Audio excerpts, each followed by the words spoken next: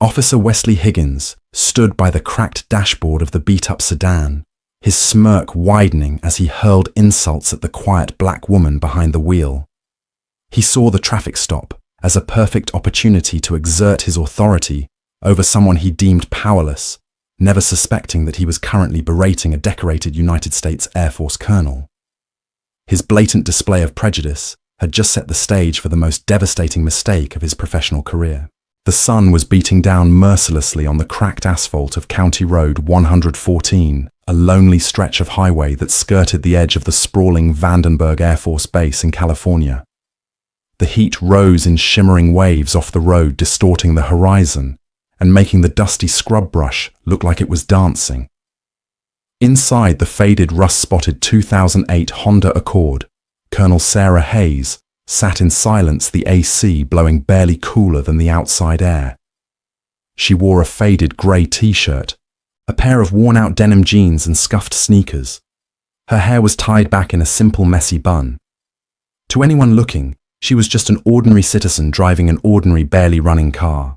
But Colonel Sarah Hayes was anything but ordinary. At 42 years old, Sarah was one of the most respected tactical strategists in the United States Air Force.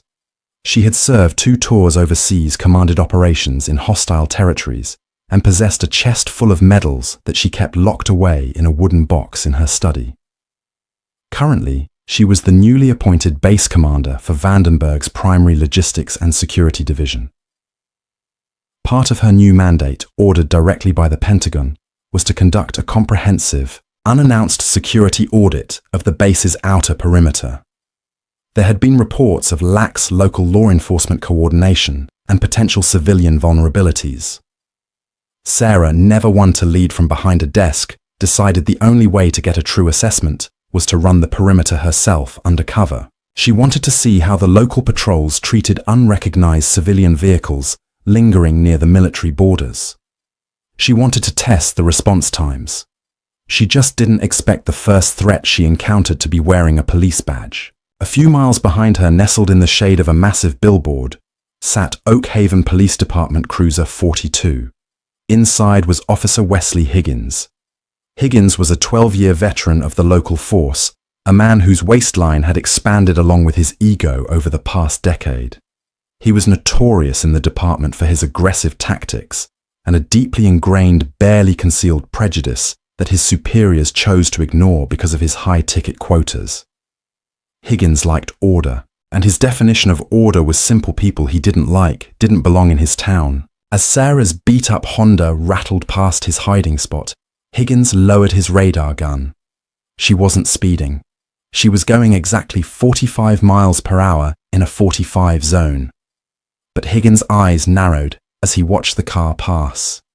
He noted the older model, the slight dent in the rear bumper, and most importantly, the black woman behind the wheel.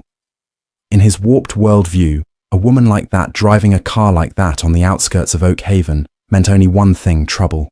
Or at the very least, an easy target for a shakedown. "Let's see where you're going in such a hurry," Higgins muttered to himself, dropping the cruiser into drive and pulling out onto the highway.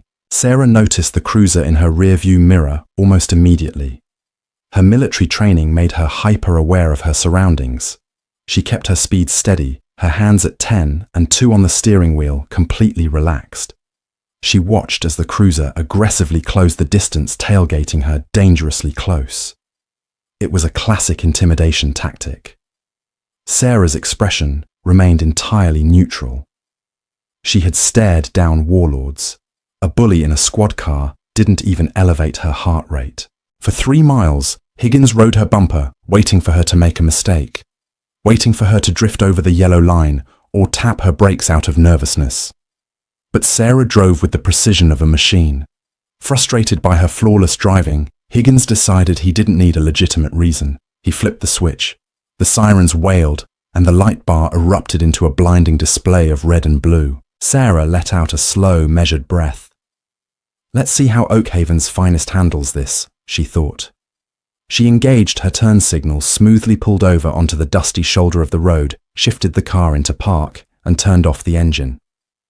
She rolled down her window, placing both hands squarely on the top of the steering wheel, where they were clearly visible. Higgins threw his door open, adjusting his heavy utility belt as he swaggered toward the Honda.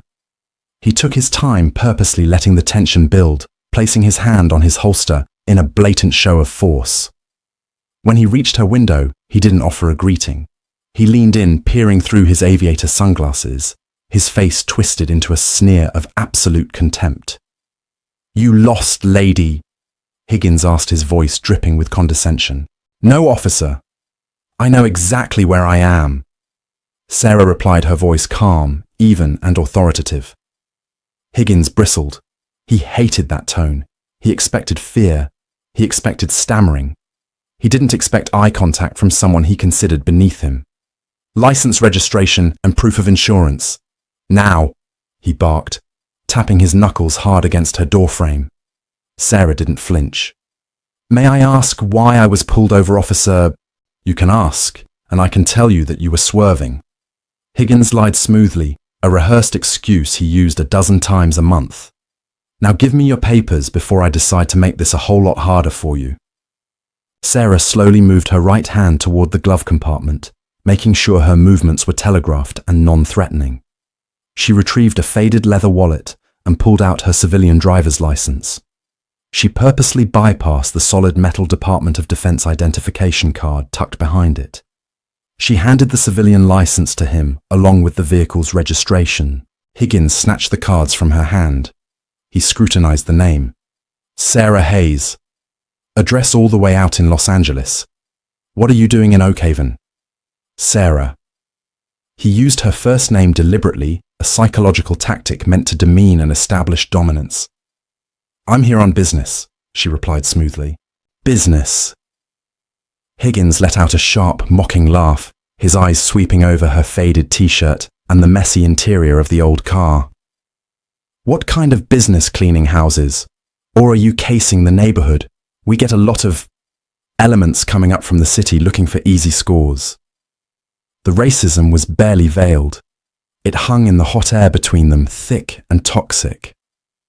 Sarah's eyes hardened, taking mental notes of his badge number, 742, and the nameplate on his chest. "I can assure you, Officer Higgins, my business here is completely legitimate," Sarah said, her voice dropping an octave, carrying the distinct razor-sharp edge of a commanding officer. Higgins stepped back, his face flushing red with sudden anger. "Step out of the car," he ordered, his hand resting firmly on the butt of his sidearm. "Now." Sarah looked at Higgins's hand on his weapon. A tactical analysis ran through her mind in milliseconds. The officer was agitated, his adrenaline was spiking, and his ego was driving his actions. He was dangerous, not because he was skilled, but because he was reckless and armed. "Officer Higgins, I am complying with your request, but I want it on the record that I do not consent to any searches, and I am exiting the vehicle peacefully," Sarah stated loudly and clearly. Before stepping out, she reached up and tapped the dash cam she had installed for the audit, ensuring the green recording light was blinking. "Get out," Higgins yelled, stepping back to give her room, unbuckling the retention strap on his holster. Sarah opened the door and stepped out into the sweltering heat.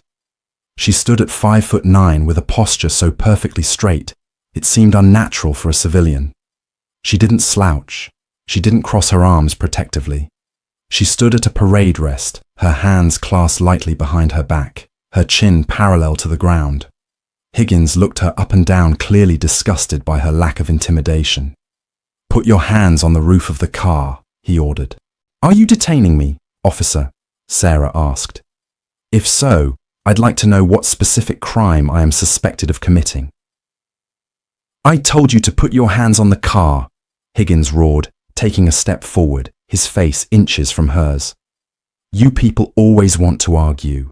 You always want to make it difficult. You come into my town driving your garbage cars thinking you can talk back to the law. You people." The words echoed in Sarah's mind. She had spent over 2 decades serving her country, fighting for the very freedoms this man was currently abusing. She had lost friends in combat. She had bled in the sand. And here she was standing on American soil being treated like a criminal simply because of the color of her skin and the clothes on her back. A cold, calculated fury began to build inside her, but she locked it down behind an impenetrable wall of discipline. She calmly unclasped her hands and placed them flat on the sun-baked roof of the Honda. The metal burned her palms, but she didn't wince. Higgins moved behind her. He didn't do a standard pat-down. He was rough, kicking her feet apart aggressively and running his hands over her pockets with unnecessary force. Finding no weapons, he stepped back, looking frustrated. "Wait right here," Higgins ordered. "Don't even twitch." He walked over to the passenger side of the Honda, opened the door, and began rummaging through the interior. He tossed her maps onto the floor, pulled papers out of the glove box, and checked under the seats. "Officer Higgins, you do not have a warrant, nor do you have probable cause to search my vehicle," Sarah said, projecting her voice over the roof of the car. Higgins ignored her, popping the trunk latch from the driver's side. He walked to the rear of the vehicle and lifted the trunk lid. Inside, next to a spare tire, sat a heavy matte black Pelican case. It was secured with 2 heavy-duty padlocks. It was a military-grade secure transport case containing the preliminary audit documents, radio frequencies, and deployment schedules for the base security forces. Higgins's eyes lit up. This was it. This was the justification he needed. To him, a locked black case in the trunk of a beat-up car, driven by a black woman from out of town, meant only one thing: drugs or stolen cash. "Well, well, well," Higgins sneered, pulling the heavy case out and dropping it onto the dusty shoulder of the road with a loud thud. "What do we have here, Sarah? You moving product through my county?" Sarah turned her head to look at him.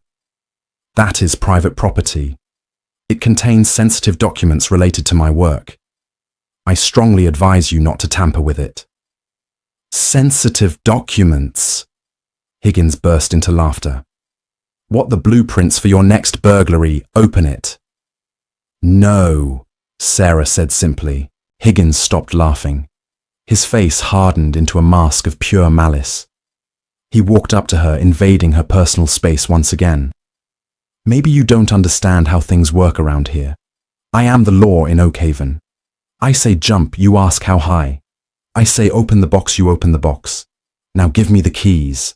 "I do not have the keys on my person," Sarah replied truthfully. The keys were secured in a biometric safe back at her office on the base. The locks were designed to be cut off only upon arrival at the secure facility. "And even if I did, I would not allow you to open it. That case is protected under federal jurisdiction." Higgins rolled his eyes, utterly dismissing her. "Federal jurisdiction. That's a good one. I've heard every excuse in the book, lady. You're a long way from Los Angeles, and there are no feds out here to save you." He walked back to his cruiser and retrieved a heavy steel crowbar from his trunk. Sarah's eyes narrowed as she watched him march back toward the Pelican case. The situation was escalating beyond a simple traffic violation. Higgins was about to compromise classified military materials. "Officer Higgins." Sarah's voice rang out, stripping away the quiet civilian persona and replacing it with the booming authoritative command of a colonel giving an order. "If you attempt to breach that case, you will be violating federal espionage statutes. You are compromising national security. Put the tool down." For a fraction of a second, Higgins hesitated. The sheer force and absolute certainty in her voice caught him off guard. It wasn't the panicked screech of a cornered criminal. It was the cold, hard command of someone accustomed to absolute obedience, but his arrogance quickly swallowed his hesitation. "Shut your mouth," he snapped. He jammed the flat end of the crowbar under the hasp of the first padlock. "I'm going to bust this thing open, find the contraband and lock you up for a very, very long time. By the time I'm done with you, you'll be begging to go back to whatever slum you crawled out of." Sarah knew she had to act, but she needed to play this perfectly. She needed this man to hang himself with his own rope, to ensure that not only was he removed from the force, but that the systemic rot that allowed him to thrive was exposed. "I am going to reach into my front pocket," Sarah announced slowly. "I am going to take out my phone. I am going to make one phone call. I highly recommend you let me do this before you destroy that lock." Higgins paused, the crowbar wedged in the lock. He looked at her, weighing his options.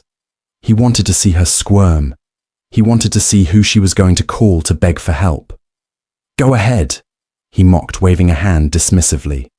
"Call your lawyer. Call your boyfriend. Call whoever you want. Put it on speaker. I want to hear them cry when I tell them you're going to county jail." Sarah slowly lowered her hands from the roof of the car. She reached into the front pocket of her jeans and retrieved a heavily encrypted satellite-enabled smartphone. It looked like a standard civilian device, but its internal hardware was pure military grade. She dialed a 3-digit extension, hit the speakerphone button, and held the phone up. The line rang twice before a crisp professional voice answered. "Command, this is dispatch. Go ahead." Higgins snorted, leaning against the trunk of the Honda. "Command, you calling a fake dispatcher? That's cute." Sarah ignored him. "Dispatch, this is Eagle 1. I have an active situation at coordinates." She glanced at the mile marker down the road. "Highway 9 mile marker 14 northbound. I am currently being unlawfully detained by an Oak Haven local law enforcement officer. Badge number 742. There was a split second of silence on the line. The tone of the dispatcher immediately shifted from routine to high alert. "Copy that, Eagle 1. Confirming your status. Are you under duress?" "Negative, no physical duress at this time. However, the officer is currently attempting to forcibly breach a Class A secured transport container with a crowbar. I need an immediate MP detachment and the base commander notified." Higgins laughed out loud, genuinely amused.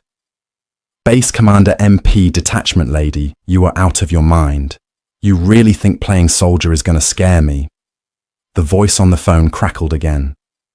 "Eagle 1, the base commander is currently listed as offline. You are the acting base commander." "I am aware, dispatch," Sarah replied coolly. "Connect me to General Aris at the Pentagon. Emergency override." Wait, Higgins interrupted, stepping forward, his amusement fading into annoyance. "Hang up the phone. The show is over. Turn around and put your hands behind your back. You're under arrest for resisting and transporting suspected contraband." Sarah didn't move.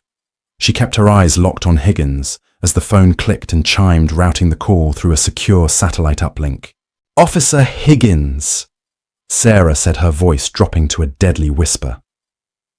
"You are standing exactly 2 miles from the outer perimeter of Vandenberg Air Force Base. In approximately 4 minutes, this stretch of highway is going to be swarming with heavily armed military police. You have made a sequence of catastrophic errors today, but the worst one is assuming that my silence was weakness." Higgins unclipped his handcuffs, his face red with rage. "I said turn around. I don't know what kind of prank this is, but you are going in the back of my car right now." He lunged forward, grabbing Sarah's left arm, roughly trying to wrench it behind her back. Sarah's reflexes, honed by years of close-quarters combat training, took over. She didn't strike him. That would be assaulting an officer regardless of his conduct, but she shifted her weight, planted her feet, and executed a flawless, rigid armbar block. Higgins hit her arm as if he had struck a solid oak beam. He stumbled back, shocked by her physical strength and balance. Before he could draw his weapon or escalate to physical violence, a voice boomed from the speakerphone, deep and authoritative enough to rattle the dusty windows of the Honda. "Colonel Hayes, this is General Aris. I was informed you triggered an emergency override." "What is your situation, Sarah?" Higgins froze. The crowbar slipped from his fingers and clattered onto the asphalt. He looked at the phone, then at the black woman standing before him in the faded t-shirt. "Colonel Hayes." "General," Sarah said smoothly, keeping her eyes fixed on Higgins's suddenly pale face. "I am currently conducting the perimeter vulnerability audit. I have encountered a significant issue. An Oak Haven police officer has illegally detained me, attempted an illegal search of my vehicle, and is currently trying to break into the secured intelligence lockbox. He has also used racially derogatory language and attempted to use physical force." The silence on the other end of the line was heavy and terrifying. When General Aris spoke again, his voice was like ice. "I see. Colonel, do you require immediate extraction?" "No, General. Sarah replied, a small, cold smile finally touching the corners of her mouth. "But I do believe Officer Higgins's superior needs to be brought down here immediately. I'd like Captain Davis of the Oakhaven Police Department on site. And General, send the convoy." "The convoy is already rolling, Colonel. ETA is 3 minutes. Aris out." The line went dead. Sarah slipped the phone back into her pocket. She looked at Higgins, who was standing frozen, his mouth slightly open, his hand hovering uselessly over his handcuffs. The arrogant swagger was entirely gone, replaced by the dawning realization of a predator that had just realized it was in the cage with a lion. "Now, Officer Higgins," Sarah said quietly, stepping forward and invading his personal space, turning his earlier tactic against him. "As you were saying about how things work around here." In the distance, the low, powerful rumble of armored military vehicles began to echo across the desert highway. The low, guttural vibration of heavy diesel engines began to hum through the cracked asphalt, a physical sensation that traveled up through the soles of Officer Wesley Higgins' heavy black boots. The desert air, previously thick only with oppressive heat, and the shrill sound of cicadas, was suddenly swallowed by the mechanical roar of an approaching force. Higgins stood paralyzed by the open trunk of the battered Honda. He looked down at the heavy steel crowbar lying uselessly in the dust, then slowly raised his eyes to the woman standing before him. The faded grey t-shirt and the worn-out denim jeans no longer looked like the attire of an easy target. They looked like a deliberate, carefully chosen uniform of deception. The woman who he had patronized, insulted, and attempted to physically manhandle was staring back at him with an expression of absolute terrifying serenity. "Colonel..." Higgins stammered the word, tasting like ash in his mouth. His voice, which just moments ago had boomed with arrogant, racist authority, was now a pathetic, reedy squeak. "Look, Miss... Colonel, maybe we just got off on the wrong foot here. I was just doing my job. You know how it is out here on the county line. We get a lot of strange traffic. I was just trying to keep the community safe." Colonel Sarah Hayes did not blink. She did not offer a reassuring nod. She simply watched him sweat, and Higgins was sweating profusely. Thick droplets rolled down his forehead, stinging his eyes and soaking the collar of his uniform shirt. The adrenaline that had fueled his ego trip had rapidly metabolized into pure, unfiltered panic. "Your job, Officer Higgins, is to uphold the law," Sarah said, her voice completely devoid of emotion. "Not to invent it when it suits your prejudices, and certainly not to violate federal statutes because you feel your badge grants you immunity from consequence." Before Higgins could formulate another desperate excuse, a massive shadow fell over the highway. Cresting the slight incline a half-mile down the road was a sight that would make any civilian's heart skip a beat. 3 matte black joint light tactical vehicles, JLTVs, and 2 heavily armored Humvees were tearing down the northbound lane in a tight, aggressive diamond formation. They weren't using sirens, but their blindingly bright, strobing tactical lights cut aggressively through the hazy afternoon glare. They moved with a terrifying synchronized precision, ignoring the center-dividing lines claiming the entire width of the road. Higgins instinctively took a step back, bumping hard into his own cruiser. He raised a trembling hand to shield his eyes as the convoy bore down on them. The military vehicles didn't just pull over. They executed a flawless tactical box maneuver. The lead JLTV swerved violently onto the shoulder, kicking up a massive cloud of yellow dust as it slammed on its anti-lock brakes, stopping mere inches from the front bumper of Sarah's Honda. The 2 Humvees flanked the rear, completely boxing in Higgins' police cruiser and effectively barricading the entire stretch of the 2-lane highway. The final JLTV angled horizontally across the road, creating an impenetrable wall of heavy steel and bulletproof glass. The dust had barely begun to settle when the heavy armored doors swung open simultaneously. 12 heavily armed military police soldiers poured out into the sweltering heat. They moved with a lethal, silent efficiency, their combat boots hitting the pavement in perfect unison.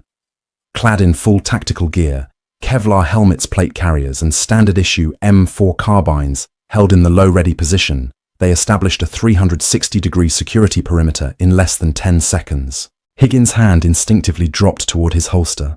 a deeply ingrained reflex from years of police work. "Don't even think about it." A voice barked sharp as a whip crack. Two MPs immediately pivoted, raising their rifles and training the laser sights dead center on Higgins's chest. The red dots danced steadily on his badge. Higgins gasped, throwing both hands up into the air so fast he nearly dislocated his own shoulders. His knees knocked together, his bravado entirely shattered. He was completely outgunned, outmanned, and outranked. From the passenger side of the lead JLTV, Major John Reynolds stepped out. Reynolds was a tall, broad-shouldered man with a perfectly squared jaw and eyes that looked like they had been chipped from flint. He marched directly past the trembling local cop, ignoring him entirely, and stopped 2 paces in front of Sarah. Major Reynolds snapped into a rigid textbook-perfect salute. "Colonel Hayes." Reynolds said, his voice carrying the deep resonance of absolute respect. "The perimeter is secured. Are you injured, ma'am?" Sarah returned the salute with a crisp, fluid motion. "I am uninjured, Major. Thank you for the prompt response time. 3 minutes and 40 seconds. That's a new record for the outer grid. We were already running drills on the eastern flank, ma'am." Reynolds replied, relaxing his stance slightly, but keeping his eyes locked on his commander. "When General Aris patched your open line through to our comms, we rerouted immediately." Reynolds finally turned his head, his cold gaze settling on Officer Higgins, who was still standing with his hands glued to the sky. "What is the status of the hostile colonel?" Hostile. The word echoed in Higgins's ears. He wasn't a fellow officer to these men. He wasn't a brother in blue. He was an active threat to national security. The officer attempted an illegal search of my vehicle and was in the process of forcibly breaching a Class A secured transport container. Sarah stated, gesturing to the Pelican case lying in the dirt, the crowbar still resting ominously beside it. He also exhibited aggressive physical behavior and employed racially derogatory language during his unlawful detainment. Reynolds' jaw tightened. A muscle twitched in his cheek. He looked at the crowbar, then back at Higgins. "Shall I secure him, Colonel?" "Disarm him," Sarah ordered. "But leave the cuffs off for now. I want him to have full use of his hands when he explains himself to his captain." Reynolds nodded. He gestured to the 2 MPs who had their weapons trained on Higgins. "Relieve the officer of his sidearm and his communication devices." The soldiers stepped forward. Higgins didn't dare protest. He stood entirely rigid, tears of humiliation welling in his eyes as the younger, heavily armed soldiers expertly stripped his duty belt. They took his Glock, his spare magazines, his taser, and his radio. They patted him down with a clinical detachment that made him feel entirely powerless. When they stepped back, holding his equipment, Higgins felt naked. His entire identity, his entire source of power and intimidation, had been stripped away in a matter of seconds. "Major," Sarah said, pointing to the Honda, "secure the transport case in the lead JLTV, and please have one of your men drive my vehicle back to the base motor pool. I believe I will ride back with you." "Yes, ma'am," Reynolds said. He gave a hand signal, and 2 MPs carefully lifted the heavy Pelican case, treating it with the utmost reverence, and secured it inside the armored transport. Higgins watched it go, feeling a sickening wave of nausea wash over him. He had been seconds away from taking a crowbar to classified military intelligence. He suddenly realized that losing his job was the absolute least of his worries. He was staring down the barrel of federal espionage charges. "Colonel Hayes, please." Higgins begged, his voice cracking. He took a hesitant step forward, but the MPs immediately raised their weapons, freezing him in his tracks. "Please, I have a family. I have a pension. If you press federal charges, I'll lose everything. It was a mistake. I thought you were someone else. You thought I was someone who couldn't fight back." Sarah corrected him, her voice finally dropping its cold detachment, replaced by a fierce, righteous anger. "You thought I was a target. You looked at the color of my skin and the make of my car, and you decided I was beneath the law you swore to uphold. Your badge is supposed to be a shield for the vulnerable Officer Higgins. You turned it into a weapon for your own ego. Before Higgins could attempt another pathetic defense, the distant wail of a police siren pierced the heavy desert air. Approaching rapidly from the south, a white Ford Explorer Interceptor lights flashing was tearing down the highway toward the military blockade. "Ah," Sarah said, her eyes fixed on the approaching vehicle. That would be Captain Davis. Major Reynolds let the captain through the barricade. "I believe it's time we had a conversation about the Oak Haven Police Department's training protocols." Captain Thomas Davis of the Oak Haven Police Department was a man who looked exactly as tired as he felt. 30 years on the force, the last 10 as captain, had etched deep lines into his face and turned his hair completely white. He was a man who spent his days drowning in administrative paperwork, budget cuts, and managing the various egos of his patrolmen. He had been sitting in his air-conditioned office sipping lukewarm coffee when dispatch informed him that a massive military convoy had just cordoned off a section of Highway 9 and that one of his officers was inside the perimeter. When Davis heard it was Wesley Higgins, his stomach had immediately dropped. Davis knew Higgins was a problem. He had known it for years. Higgins had a thick file of civilian complaints, mostly from minorities and lower-income residents, alleging excessive force, racial profiling, and general harassment. But Higgins also wrote the most tickets, made the most low-level drug busts, and brought in revenue for the small town. The city council loved him, the union protected him, and Davis, to his own lasting shame, had taken the path of least resistance. He had looked the other way, hoping Higgins would either retire or transfer before something catastrophic happened. As Davis pulled his Explorer up to the wall of heavily armored military vehicles, he realized with a crushing sense of dread that his worst nightmare had just come true. The chickens had finally come home to roost. He put the vehicle in park and stepped out into the sweltering heat. The sight before him made his blood run cold. The highway was entirely locked down. A dozen heavily armed military police soldiers stood in disciplined tactical formations. In the center of the perimeter sat Higgins' cruiser, dwarfed by the massive JLTVs. And standing near the cruiser was Officer Higgins himself, disarmed, sweating profusely, and looking utterly terrified. Davis quickly flashed his badge to the MPs maintaining the perimeter. "I'm Captain Davis, Oak Haven PD. I'm the commanding officer for that patrolman." Major Reynolds stepped forward, his towering frame blocking Davis's view.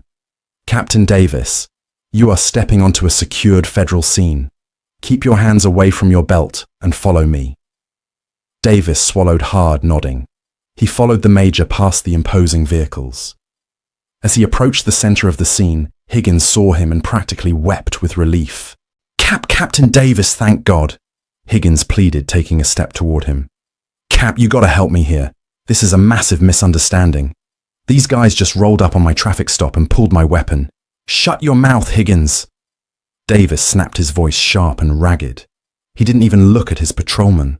His eyes were fixed on the woman standing a few feet away. She wasn't in uniform, but Davis had spent enough time around military personnel to recognize command presence when he saw it.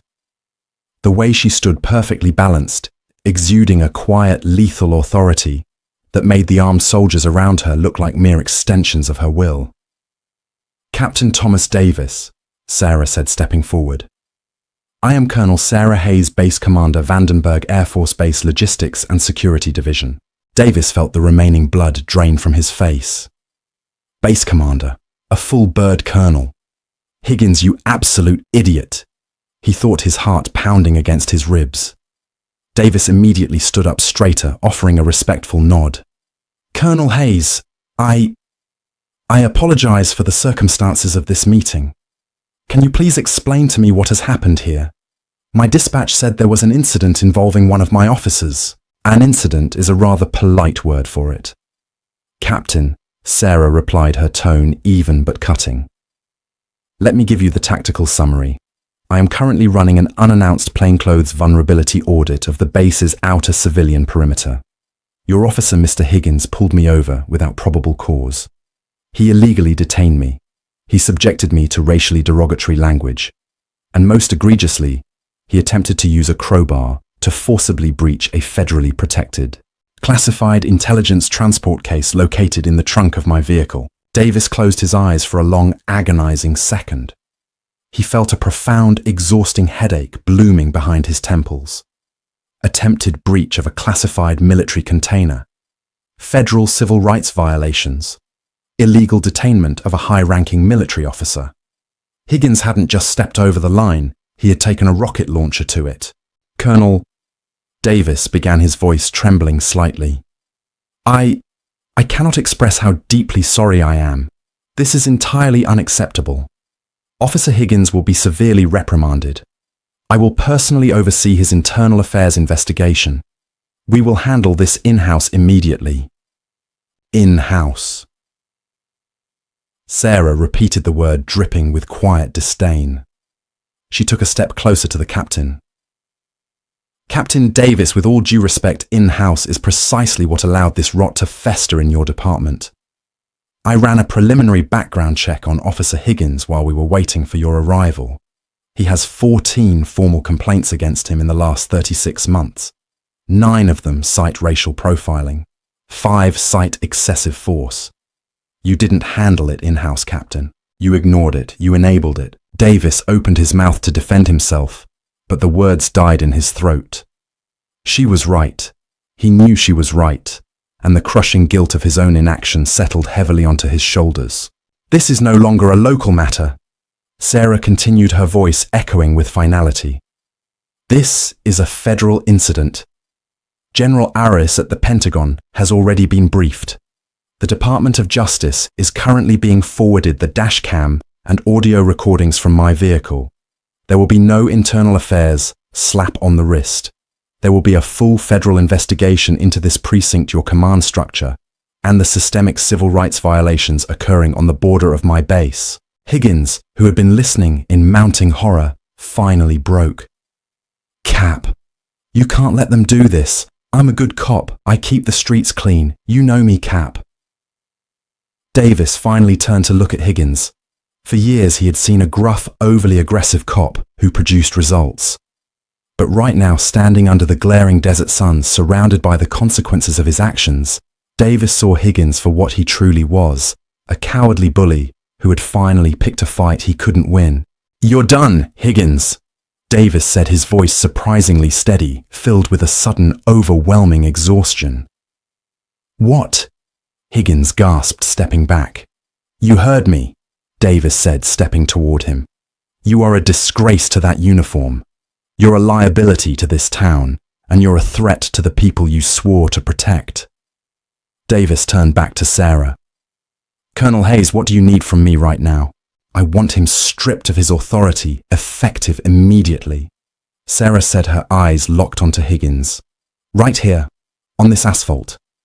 Davis didn't hesitate. He walked over to the shivering officer. Higgins, give me your badge, now. Cap, please. Higgins begged, tears finally spilling over his eyelids, leaving streaks in the dust on his face. My pension, my kids. Should have thought about them before you tried to play God on the highway, Davis barked. The badge, give it to me. With trembling hands, Higgins reached up to his chest. He fumbled with the clasp, his fingers numb with shock. Slowly, agonizingly, he unpinned the silver shield from his shirt. The badge he had hidden behind the piece of metal that had allowed him to inflict his prejudices on the vulnerable for over a decade felt heavy in his hands. He handed it to Captain Davis, his head hung low in absolute defeat. Davis took the badge and slipped it into his pocket. He looked at Major Reynolds. He's all yours, Major. I will cooperate fully with the federal investigators when they arrive. Major Reynolds nodded sharply. He signaled to his MPs. 2 soldiers immediately stepped forward, grabbing Higgins roughly by the arms and finally snapping a pair of heavy military-grade zip ties around his wrists. Higgins didn't fight back. He didn't speak. He simply hung his head a broken man as he was marched toward the back of the armored Humvee. Sarah watched him go, feeling no triumph, only a cold, lingering sense of duty.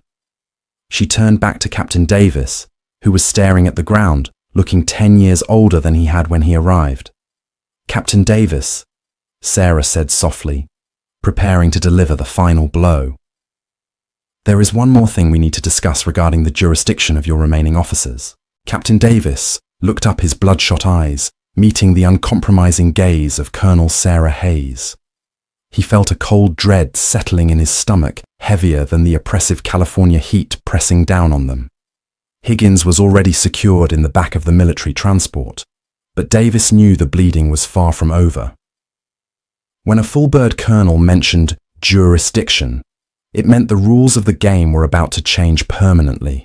Jurisdiction. Colonel Davis asked, his voice barely more than a dry rasp. My department has always patrolled County Road 114. It's the primary artery into Oak Haven. It is also the primary civilian artery bordering the western flank of Vandenberg Air Force Base, Sarah corrected sharply. She gestured to the vast stretch of cracked asphalt. For the past 5 years, the Pentagon has allowed Oak Haven Police Department to maintain primary traffic authority here as a courtesy, operating under the assumption that your officers were a protective barrier. Today, Officer Higgins proved that your department is not a barrier. It is an active, unpredictable liability. Davis swallowed hard. Colonel, I understand your anger. Higgins was a rogue element. I'm already losing my badge over this, and he's going to federal prison. But you can't punish the entire town for the actions of one prejudiced cop. I am not punishing anyone, Captain. I am securing my base. Sarah replied, her tone shifting from the righteous anger of a victim to the cold, calculated pragmatism of a military strategist. Under the provisions of the National Defense Authorization Act, and with General Aris's direct approval as of 10 minutes ago, the Department of Defense is officially annexing a 5-mile radius surrounding Vandenberg as a federal security buffer zone. The words hit Davis like a physical blow. He staggered back half a step. The annexation of the highway didn't just mean a loss of territory, it was a financial death sentence for the Oak Haven precinct. County Road 114 was the town's primary speed trap. The revenue generated from citations funded nearly 40% of the police department's annual budget. Without it, the precinct would be gutted. You're taking the highway, Davis whispered, the full realization washing over him. We won't have the funding to keep the department operational. We'll have to lay off half the force. The county sheriffs will have to absorb the town. Perhaps a department that allows men like Wesley Higgins to accrue 14 civil rights complaints without consequence shouldn't be operational. Sarah said softly, offering no sympathy. The military police will assume patrol duties of this corridor effective immediately. Any Oak Haven cruiser found conducting traffic stops within this 5-mile grid will be considered trespassing on a federal installation. Davis looked down at his scuffed boots, the fight entirely drained from him. The empire he had complacently managed was crumbling to dust in the span of a single afternoon. He had turned a blind eye to Higgins because it was easy, because it kept the town's coffers full. Now that same willful ignorance had summoned the full, unforgiving weight of the United States military. Major Reynolds, Sarah called out, turning away from the broken captain. The towering MP snapped to attention. Ma'am, is the prisoner secured, and is the intelligence transport locked down?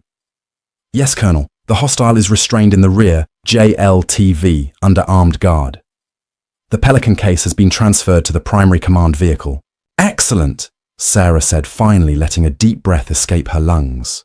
The adrenaline of the confrontation was beginning to fade, leaving behind a profound exhaustion, but she couldn't show it. Not yet. Leave 2 Humvees here to establish the new checkpoint. Secure the perimeter. I want a complete lockdown of this road until the federal investigators arrive to process Captain Davis and his remaining staff. Understood, Colonel, Reynolds said, offering a crisp salute. Sarah didn't look back at Davis as she walked toward the massive armored JLTV. She climbed into the passenger seat, the heavy door sealing shut behind her with a definitive airtight hiss. The air conditioning inside the vehicle was freezing, a sharp contrast to the blistering desert heat. She leaned her head back against the ballistic headrest and closed her eyes. Outside, Captain Davis stood alone on the highway, dwarfed by the military machinery, clutching Higgins' discarded silver badge in his sweaty palm. He watched as the lead vehicles of the convoy roared to life, turning around to head back toward the impenetrable gates of Vandenberg. The dust kicked up by their massive tires coated his uniform a fitting shroud for a career that had just ended in absolute disgrace. 3 weeks later, the air conditioning hummed a steady, quiet rhythm inside the base commander's office at Vandenberg. The room was immaculate, smelling faintly of lemon polish and old paper. The walls were lined with commendations, framed maps of global conflict zones, and a single pristine American flag standing in the corner. Colonel Sarah Hayes sat behind her heavy mahogany desk. She was no longer wearing the faded t-shirt and scuffed sneakers. She was dressed in her full service dress uniform, the crisp blue fabric immaculate, the silver eagles of her rank gleaming on her shoulders, and rows of colourful ribbons decorating her chest. She looked every inch the formidable commander she was. Resting on the centre of her desk was a thick bound dossier, bearing the seal of the United States Department of Justice. There was a sharp knock at the heavy wooden door. "Enter!" Sarah commanded. Major Reynolds stepped into the room, snapping a sharp salute before removing his cover and tucking it under his arm. "You requested a briefing on the Oakhaven situation, Colonel." "I did, John. Have a seat," Sarah said, gesturing to one of the leather chairs opposite her desk. She flipped open the DOJ dossier. "I've been reading through the preliminary findings from the FBI's Civil Rights Division. It seems our traffic stop peeled back a much larger layer of rot than we anticipated." Reynolds sat, his posture still rigidly perfect. "The text messages, ma'am." "Yes." Sarah sighed, her eyes scanning the deeply disturbing transcripts printed on the pages before her. When they confiscated Higgins' phone, the forensic technicians uncovered a group chat involving Higgins and 3 other senior officers in the Oakhaven department. They called it the hunting blind. Reynolds' jaw tightened. They were tracking profiles. Worse. They were placing bets, Sarah said, her voice laced with quiet disgust. They had a point system based on the race, age and vehicle type of the civilians they pulled over on County Road 114. Higgins was leading the board. He targeted my Honda because an older model car driven by a black woman out of state was considered a jackpot in their twisted little game. He thought he was going to win a $100 pot. Animals! Reynolds muttered under his breath, a rare break in his absolute professionalism. "What is the status of the indictments?" Sarah turned the page. The Department of Justice moved swiftly. The 3 other officers in the chat were arrested yesterday morning on federal civil rights conspiracy charges. Captain Davis was forced into early retirement and is currently under investigation for criminal negligence and obstruction of justice for burying the previous civilian complaints. And Higgins. Wesley Higgins is currently sitting in a maximum security federal holding facility, Sarah said, closing the folder with a definitive thud. The Espionage Act charges stuck because he used a tool to actively attempt to breach a secure military intelligence container on federal routing. The prosecutors are treating it as an attempted compromise of national security. Combined with the civil rights violations, the assault on a superior officer, and the kidnapping charges for unlawful detainment. His lawyer is trying to negotiate a plea deal for 20 years. The DOJ countered with 30. Reynolds nodded, a grim satisfaction settling over his features. "He picked the wrong car." "He picked the wrong mindset, Major," Sarah corrected softly. "He thought the badge made him a predator. He forgot that there are always bigger predators in the jungle, and some of us wear our badges to protect the flock, not terrorize it." Sarah stood up from her desk and walked over to the large window overlooking the base. In the distance, she could see the heavy armored patrols rolling along the newly established 5-mile federal security buffer zone.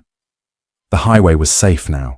It was monitored by disciplined soldiers who operated under strict rules of engagement, supervised by a chain of command that did not tolerate prejudice or abuse of power.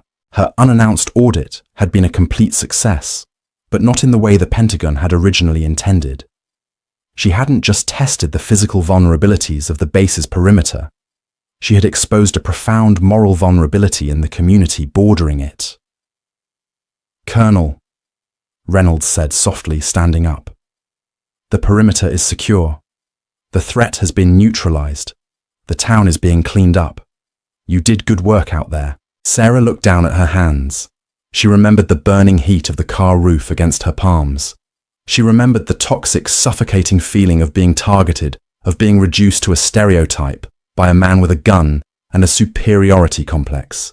It was a feeling millions of people experienced every day without a satellite phone in their pocket, or a military convoy waiting on standby to save them. She turned back to Reynolds, her expression resolute.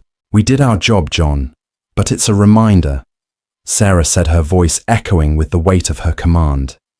"The uniform we wear, the power we hold, it is a terrifying privilege. We must never ever forget what it feels like to be on the other side of it." "No, Ma'am," Reynolds agreed. "We never will." Sarah nodded, walking back to her desk and placing her hand firmly on the DOJ dossier. "Dismissed, Major. Let's get back to work." As Reynolds exited the office, Sarah looked out the window one last time. The sun was shining brightly over the newly secured highway. The bully had been broken. The corrupt system had been dismantled.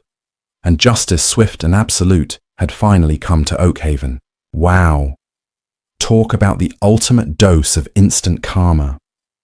Officer Higgins thought he was playing a sick game for a $100 bet, but he ended up gambling away his freedom, his career, and his entire corrupt police department. Colonel Hayes proved that true power doesn't need to shout, it just waits for the perfect moment to strike. What did you think of Captain Davis losing his